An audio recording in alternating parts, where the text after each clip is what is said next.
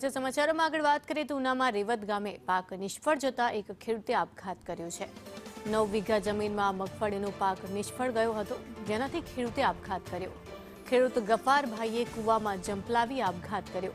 સ્થાનિક તરવૈયાઓએ મૃતદેહને બહાર કાઢ્યો હતો। ખેડૂત ઉપર મંડળીનું 2 લાખનું દેવું હોવાથી તેઓ ડિપ્રેશનમાં રહેતા હતા, ત્યારે મૃતકને દીકરીના લગ્નની પણ ચિંતા હતી તેવું પણ પરિવારજનોએ જણાવ્યું છે।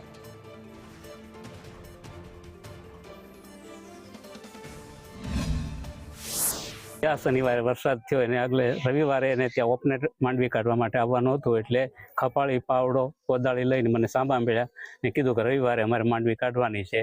ને એ જ સાંજે વરસાદ થયો અને પછી 2 વાર મને મળ્યો તો એક જ વાત થતી હતી કે નથી નિરણ, નથી દાણા કે નથી પૈસા, બધો જ પાક નિષ્ફળ ગયો। ગાયને નાખવું શું?